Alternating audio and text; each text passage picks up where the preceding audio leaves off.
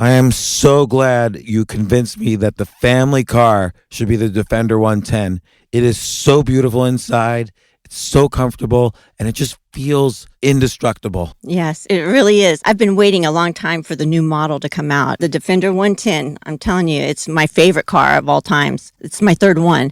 You know, I have stories of going off-road. The guy managed the group. He was like, what are you doing in this beautiful car? I'm like, I'm going off-road. He's like, are you sure? Because you can use one of ours. And then they look like Mad Max cars. I'm like, no, we're going to do this. And he was shocked. Wow. Well, it's great because the Defender has been reimagined for 21st century adventure, and its unparalleled off-road ability, as well as its robust interior, are invaluable whether you're headed towards uncharted territory or just a weekend of exploration. The Defender 110 tackles challenging surroundings with absolute confidence. The SUV conveys strength outside and in, featuring peerless technology like an intuitive driver display and an award-winning infotainment system. That's my favorite part, to keep you connected no matter where the journey takes you. Adventure is unique to everyone, and so is the Defender. Choose from the two-door Defender 90, the four-door Defender 110, or the larger Defender 130 with the ability to seat up to 8 passengers. You'll find uncompromising performance in all three. So pack up and go even further with the Defender 110. Learn more at LandRoverUSA.com/Defender. Sometimes it takes a different approach to help you unlock your true potential. Capella University's game-changing FlexPath format helps you learn at your own pace and fit earning a degree into your life. From before you enroll to after you graduate, you'll be supported by people who are invested in your success so you can pursue your goals knowing that help is available if you need it. Imagine your future differently at capella.edu.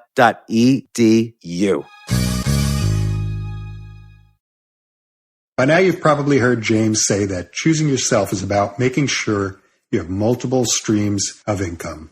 Well, if you're retired or just looking for side income, we've put together a free business plan for you. You can download it right now at jamesaltucher.com/income. It's a great idea, perfect for anyone looking to build multiple streams of income. You probably walk around every day and see plenty of opportunities, but who has the time to chase them all? Instead, James has started keeping track of his best ideas, those that anyone can do. One of them is so unique he wanted to share it with you. So just go to jamesaltucher.com/income and download his free report today. This isn't your average business podcast, and he's not your average host.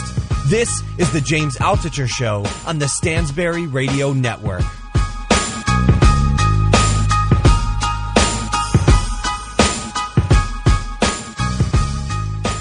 So Casey, I'm excited to be doing this interview. You're a two-peat. This is the second time you've come on the James Altucher Show. I'm a huge fan, and I just realized my daughter and all her friends are huge fans of yours. I love hearing that. So I want to ask you all about your videos, but first I want to ask you about the product you just launched last week, Beme, B-E-M-E. It's for the iPhones first, but it's coming for the Androids. Just tell me a little bit about it. Sure. Well, I identified a problem that I wanted to solve about 1.5 years ago. And the solution to this large problem that I identified is Beme. Beme is the manifestation of that solution. And how I would characterize that problem is me being a person who I credit so much of my career to my use of social media and social networking. I'm sorry, I'm always going to be interrupting, but your use of social media, how many views on YouTube do you have at this point? About 200 million. And then what other social media are... You're everywhere. Yeah, I'm a big fan of Snapchat. I love Instagram. I made a movie called Instagram, I Love You. You know, I use Twitter. I wish I were better at it. But, I'm a holistic thinker, and I use almost every social platform that I have what I would describe as like a positive relationship with. And just to describe, I'm sitting here in your studio, and there's like a painting of the Facebook homepage. Okay, I've never seen anything like that. You painted that? Yeah, so I did that a couple of years ago, and that's just, the Facebook home screen is something that we all stare at least once a day, every day, and 1.4 billion users do every day. But it's something that's temporary. It's something that could go away. So the painting was just me like obsessing over this image that's so ingrained in my brain. How do you make it tangible? So I painted it. Why did you paint instead of just photograph it? Because painting, something you make with your hands, and something tangible and tactile, is the antithesis of what you see on your computer screen. The computer screen, by definition, is something you can never touch. It's something that never existed in a physical form. And a painting is the opposite of that. It was made by the human hand. And I want to get more into your YouTube videos, but what you just described sounds to me almost like the urgent problem you were solving with Beme. And maybe you can go a little more into that, and I'll ask you about it. Yeah, I don't know that I would agree with that characterization, but the problem for me that I identified is that social media, by definition, is meant to be a digital or online version of who we are in our real lives, who we are in our social lives. That is what social media is meant to be. Why is it meant to be that? Nobody uses it that way. Why is it meant to be that? Well, everybody just like Facebook. You look at a Facebook feed, it's like the highlight reel of their best, drunken moments. So what you're talking about now is the problem. Right. But I'm looking at the Facebook home screen, and it says Facebook helps you connect and share with the people in your life. Like, it's meant to be this online version of your life. Okay. That is what these social networking products are. And I think they're great for a lot of reasons, but one thing that they're a big hole, a big weakness in these products is something that I would describe as honesty or authenticity.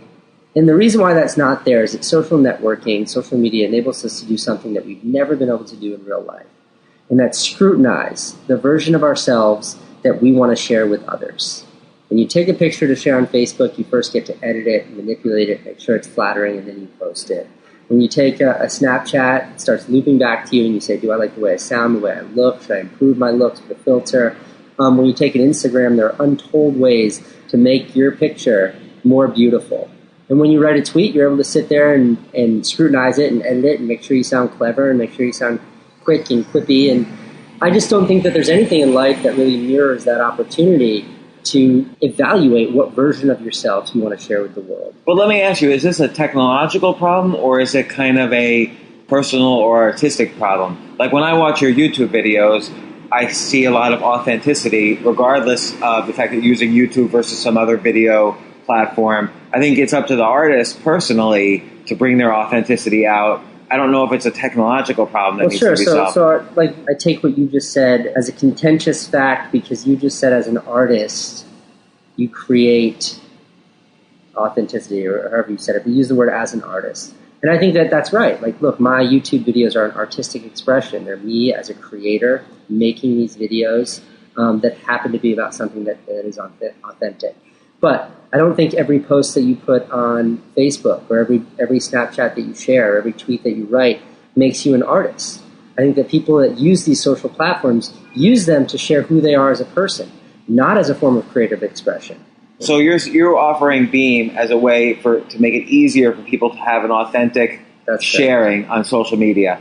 Is that because the other forms of social media make it harder to be authentic, or is it that people personally need to use these social media all the time? No, it's definitely the prior. It's that these social media outlets that we have and these social networking tools that we have really encourage the kind of scrutiny, really encourage projecting not who you are as a person, but who you want to be perceived as a person. That's what they're built around, and that's what the tools that they provide you with. You swipe in one direction on Snapchat and you're given a filter that makes you look more tan and makes your eyes bluer. That's a fact. That always works for me. You and I makes both you more handsome. And that's a fact. And so you're sharing a version of yourself.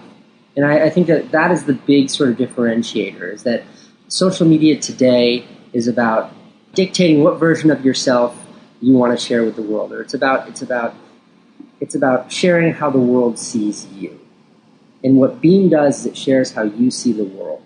And I think that's a really big differentiator. Now, in reality, how that manifests via the app is something that's far more nuanced. If you hold down one or two cells in Beme and you see a couple of beams, you'll say, well, that just looks like a Vine. That just looks like an Instagram video. It looks like a Snapchat video. But in aggregate, you start to look at the way your friends are sharing. You start to look at the way strangers share on there. In the aggregate, what the takeaway is you're really seeing people's perspectives. You're seeing an outward-looking perspective. You're seeing what people are up to. You're seeing them talk to the camera the way that they talk to another person, not the way they talk into a mirror. So all of that is accomplished via a technical solution. All that is accomplished by removing the option to preview and review what you're sharing. You just share what's actually happening, not a version of what's happening. I see. So in some cases, social media can allow you to be authentic, but with Beme, you're almost forced. It becomes easier to be authentic in some way. I hate to use the word easier because it's not quite that. But no, and it's also like I would take issue with saying other social platforms. I don't know how you said it, but Beme forces you. I would take issue with that, and I think other social platforms, they don't make it hard to be authentic. They're just not. They're not built around a platform of authenticity. They're built around a platform of creation or a platform of making these interesting little snippets that you then share with the world that are supposed to be or presented as versions of reality. But the actuality of that is that they're highly manipulated versions. So now it's been around for a week. It'll be eventually on the Android. It's going to be all over the place. What's the best Beme you've seen so far that's been shared by someone you didn't know? So, in your Beme feed, there are all the people that you follow, much like Twitter. But then there's also these discovery cells that we put in there, and they're characterized in one of a handful of categories. There are your nearby stranger, which is someone you don't follow that's close to you. An interesting stranger, which is someone who's algorithmically chosen for you to check out. And then there's something called a faraway stranger, which is a person who is roughly as far away from you as possible on planet Earth, who you don't follow. And that's one of my favorite ways to explore. So one of the things that I saw this week was it was a girl, and she was posting from Sweden.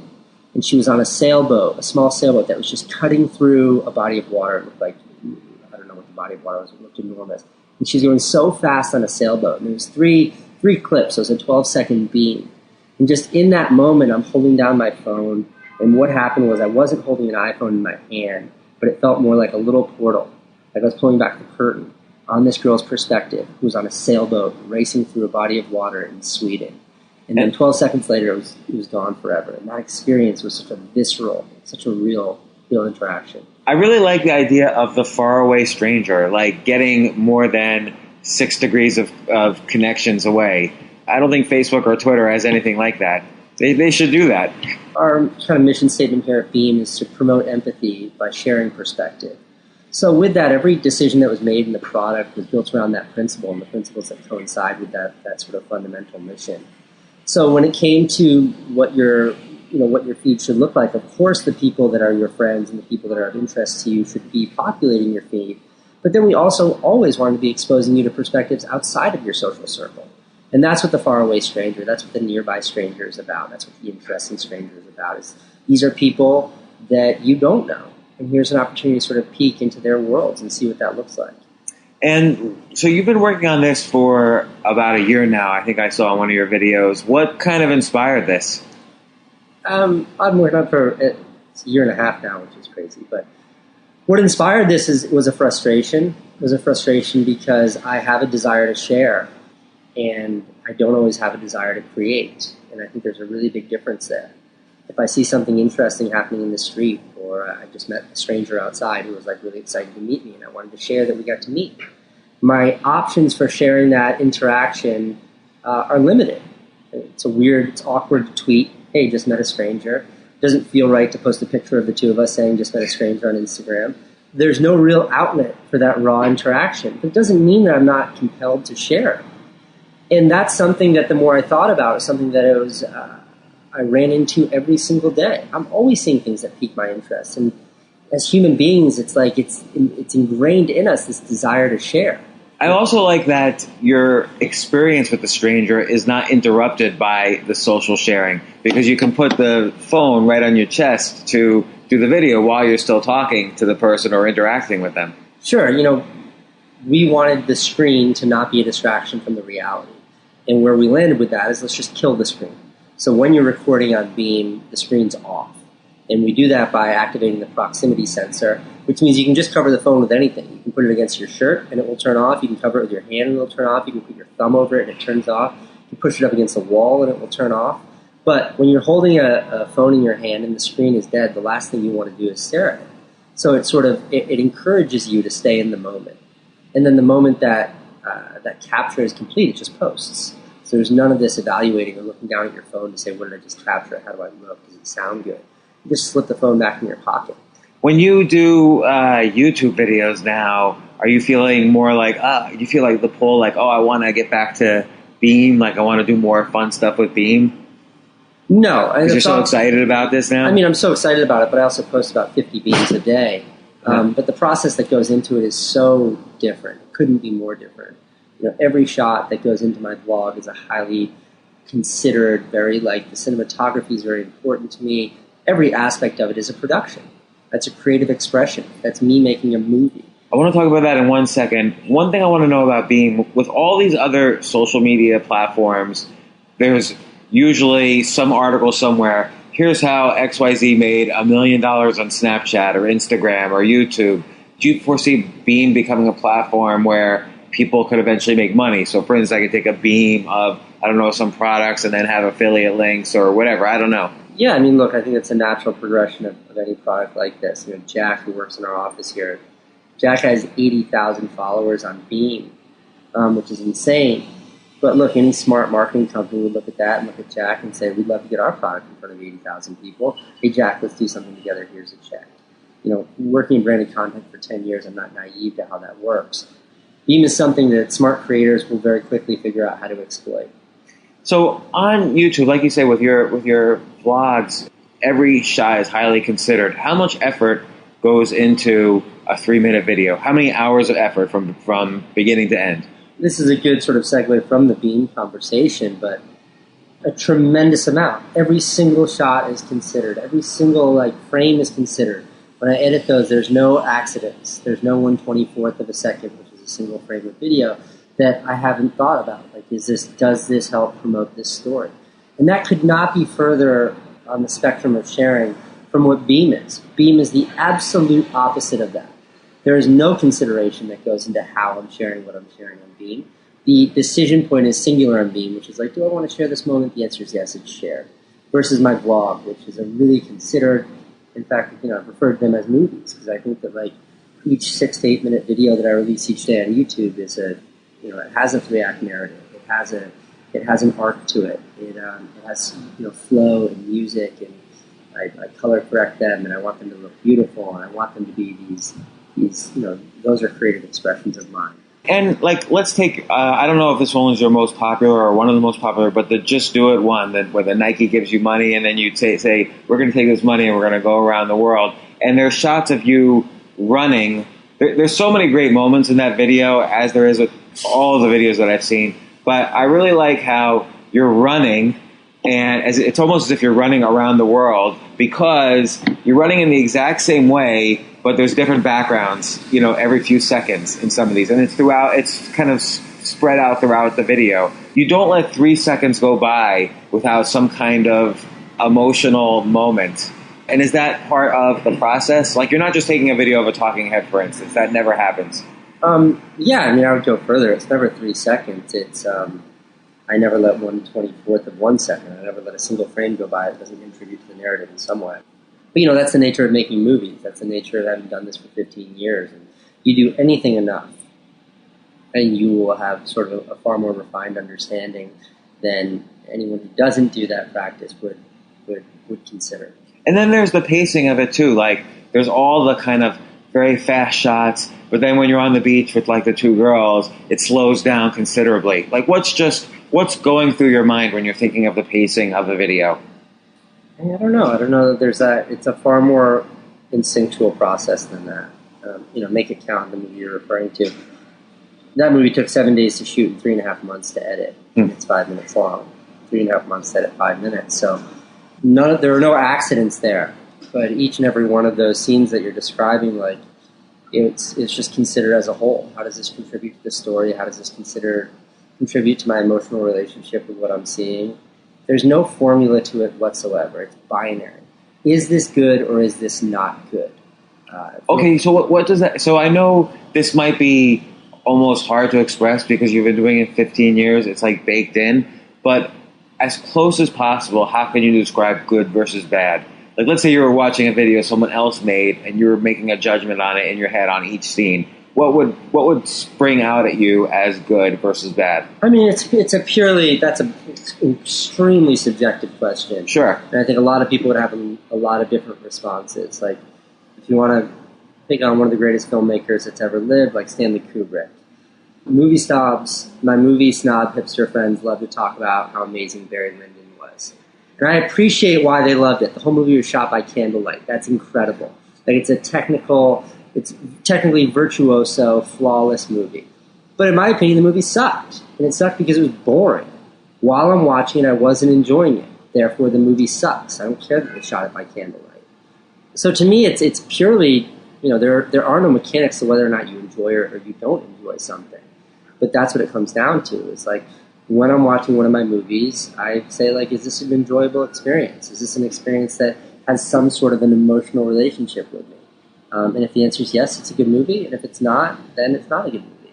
So it seems like in a lot of the daily vlogs, what seems to pop out is, and I don't know obviously how many scenes you videotape to come up with one 5-minute video or 8-minute video or whatever, but it seems like there's a lot of generosity of interaction, I call it. So if you see someone in the street and they give you M&Ms, then that ends up in the video. It seems like there's a lot of interactions, and you prize those over something you're looking at. So an interaction seems to be more valuable to you than, let's say, a good shot.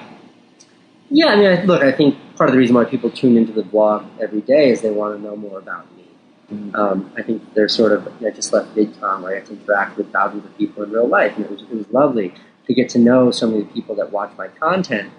And hearing from them, they say they feel like they're my friend, and I love hearing that. And moving forward with the understanding that they're interested in me, then, I like to show interacting with other people. I like to show the people that I meet. I like to show the things that interest me in life. And the things that interest me more than a beautiful shot is meeting the girl that works behind the counter at McDonald's, who's really sweet. So I'd always rather show off human interactions because there's so much more to be learned from that than there is from a pretty shot of a skyline. And then there must be some things you plan in advance in the sense that, like, again, that Just Do It video where you're running on like 100 different scenes, or you're in the airplane, you're in like 100 different airplanes, and we see the exact shot of you, but like on 100 different airplanes or however many different airplanes. So it must be some things you think, boy, this will be creatively good if I track my progress in the world where I'm essentially standing in the same place, but in 100 different locations. So there must be some kind of pre-planning that goes into that. Sure. It's called Make It Count, not Just Do It. That movie. Okay, Make It Count, yeah. I was using the Nike yeah, but look, thing. there's a very real difference between like a movie that I make with a significant budget for a client like Nike that I have, 4 months to make, and a vlog that I have to turn around every 24 hours. Right. So sure, yeah, that movie was incredibly, all those shots were planned and considered, and we had 50 other sequences that are that amazing as the running left to right sequence that we never used. So yeah, like we tried our best to plan out everything in that movie, and a lot of it failed and was left on the floor, and some of it succeeded. No, I mean there was just a number of different aspects of the narrative that we wanted to link through all of these different cities that we visited. And in the end, it just came across as a little bit too contrived. It came across as almost trite versus putting in more shots of like silly, stupid things like us eating food on an airplane, which just felt more real. The trip was less about the beauty of these cities, and it was more about the pain of us enduring to get to have all these wild experiences in such a narrow amount of time. When did you decide to start doing the daily vlog? Because that seems to put an extra pressure on you creatively. The daily vlog was something we kicked off in, I want to say, end of March. And my ambition with it was I wanted to have a means to communicate with my audience what I was doing with Beme. I started that vlog so I have a way to talk to people about Beme. That was my intention. But very quickly I realized that I can't spend 10 minutes a day talking about my new company. There just wasn't that much to talk about, especially with the fact that there was so much of it that I wasn't willing to talk about in those early days. So it manifested into something much, much bigger than I could have ever imagined. And it's now turned into this monster that I could have never seen coming, that dives way more into the personal aspects of my life and dives way more into the things that I'm passionate about. On a daily basis. On a daily basis. It's something that I'm engaged with in a way that I could have never foreseen. Can I ask you, I have this problem. So I write all the time about my daily life and have an audience on my writing. A lot of times people want to hear about sort of the origin story. Like, this is where I came from. This is kind of riches to rags to riches or whatever. And I feel like torn between writing about what truly brings me to life as opposed to what the audience is asking for.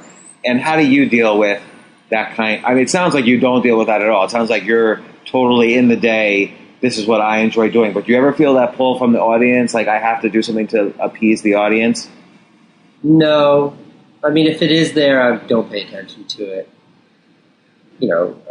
Truly original creators create based on what their own desires and what compels them to go, not based on what other people want. And certainly, that's how I feel. It's like, if the audience really knew what they wanted to see, or I really knew what I wanted to share, it'd be a much different relationship. But because of the spontaneity and because each video every day sort of reflects what my day actually was, not a version of it that I think people want to see, I think there's sort of an implicit trust there. And that trust is something people respond to. And so you've been doing this for 15 years, and it's a common thing among many of the people I interview, whether it's rappers or astronauts or authors or writers, there's decades of experience. But let's say someone today wants to pick up an iPhone and say, I'm going to start making YouTube videos and I want people to watch them. What would be like the 3 or 4 tips you would give them? I mean, it's just persistence. So if you start today and pick up an iPhone, you might be successful. You might have 1,000 views in 2 years. And I think that's the big differentiator. That's what separates sort of those who succeed in the space and everyone else, is because it necessitates a degree of work that most people are just not willing to put forward. I like what you said before also, though, and this applies to writing, this even applies to photography, of a narrative. There's an arc. There's a beginning, a middle, and an end. And how do you, particularly when you're beginning, how do you get a sense of what that means? And work more. All of this is predicated on one thing, and that's willing to put in the hours. Like, my first video was garbage. It was about my ex-girlfriend's birthday party. It didn't have a 3-act narrative. It was junk. You can't be taught these things. It's the equivalent of if I'm a terrible skateboarder, and if I go up to Tony Hawk and I say, teach me how to skateboard, he can't sit there and say, verbalize how to skateboard. He's the greatest skateboarder ever because he's been busting his ass on a skateboard for 30 years. Yeah. So I'm really quick to discount any tips because tips are false. If it could be prescribed how to succeed in a creative space, everyone would do it because it's the greatest job ever. It takes hard work and it takes paving your own way. Why is it the greatest job ever? Because it's about self-expression. It's about self-determination. It's not about acting based on another person's wishes. You're beholden only to yourself, your aspirations, and your voice. And that's an incredibly empowering, liberating place to be. Well, Casey, thanks so much for appearing again on my podcast. Good luck with Beme. It looks fantastic and amazing, and I'm already recommending it to everyone. So good luck. Thanks again. Thanks for having me. This is great. For more from James, check out the James Altucher Show on the Stansberry Radio Network at stansberryradio.com and get yourself on the free insiders list today.